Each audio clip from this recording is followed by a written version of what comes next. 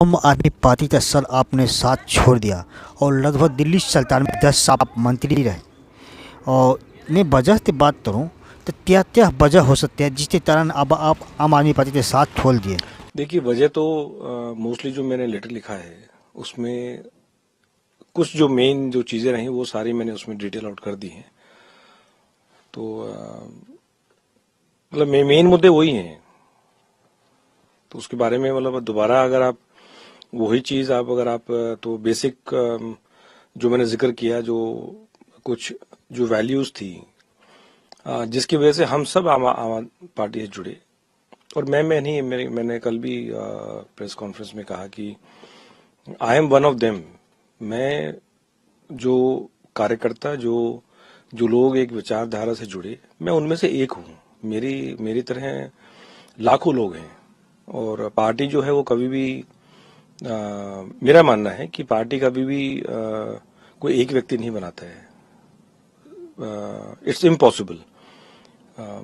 Party जो है जब बहुत बड़ी संख्या में लाखों करोड़ों लोग जो जुड़ते हैं and they unite for one common goal, तो वहां से एक जो आम आदमी पार्टी की विचारधारा से, जो उसके वैल्यूज थे, जो उसके प्रिंसिपल्स थे, उससे जुड़े। और वो कहीं ना कहीं डाइल्यूट जब होते हुए नजर आए। और dilution doesn't happen overnight, it happens over a period of time. And जब वो समय लगा तो फिर आई हैव क्विट। सर, जब आम आदमी पार्टी का शुरुआत अन्ना आंदोलन से शुरू हुआ था उस समय प्रशांत भूषण, शांति भूषण, योगेंद्र यादव कई जिधर उससे साथ जुड़े हुए थे, आम आदमी के साथ जुड़े हुए थे। अब सबने अपने आप को आम आदमी पार्टी से अलग कर लिए। क्या केजरीवाल के सूचूत हैं या काम करने की तरीका कुछ और है। मैंने आपको कहा कि it doesn't happen overnight, it happens over a prolonged period. और कुछ चीज़ें जो हैं वो समय भी लगता है उनको समझने में। मैं ये भी बार बार रिपीट कर रहा हूँ कि हम सब लोग एक कुछ जो वैल्यूज थे, कुछ प्रिंसिपल्स थे, उनसे जुड़े थे। अगर उनमें कहीं डाइल्यूशन नजर आता है तो फिर आई थिंक मैंने हिम्मत करके क्विट किया। मेरी मेरी तरह बहुत लोग हैं जो हिम्मत नहीं जुटा पा रहे। और I think they will continue. Sir, आपने आम आदमी पार्टी से इस्तीफा दिए, उसके बाद जो आम आदमी पार्टी की तरफ से पहली प्रतिक्रिया आई थी वह प्रतिक्रिया यह था कि ये तिला गहलोत ईडी और सीबीआई के डर से पार्टी से अलग हो। चीज बताइए कि 2018 में इनकम टैक्स की सर्च हुई मेरे घर, तो मैं तो नहीं डरा। तो दबाव तो उस टाइम भी होगा या नहीं था? सीबीआई ने मुझे क्वेश्चनिंग किया और जितनी बार सीबीआई ने बुलाया, जितनी बार समन आए, मैं गया। जितने भी उनके सवाल थे उनके जवाब दिए। तो डर तो उस टाइम भी होगा। ईडी की, हालांकि सीबीआई की जब क्वेश्चनिंग हुई, आई थिंक वो किसी को नहीं पता। बिकॉज मेरा शुरू से ये रहा है कि भाई मीडिया में या प्रेस कॉन्फ्रेंस के माध्यम से जरूरी नहीं होती सारी चीज बतानी, या हर छोटी चीज पे प्रेस कॉन्फ्रेंस करना, ये भी मेरे ख्याल से उचित नहीं है। ईडी का समन आया तो जब बुलाया तो मैं बिल्कुल गया। उन्होंने जितने सवाल पूछे और मैंने हर संभव तरीके से कोऑपरेट किया हमेशा। तो फिर डर तो उस टाइम होना चाहिए था। आज के दिन तो मेरे ऊपर कोई किसी प्रकार का क्वेश्चनिंग या summons, there is no summon pending as of now, there is no inquiry pending as of now. तो कौन सा डर है ये? और मैंने कल भी ये कहा, मैं डर और दबाव में मैंने आज तक ना काम किया है और मेरे ऊपर किसी प्रकार का कोई दबाव नहीं है।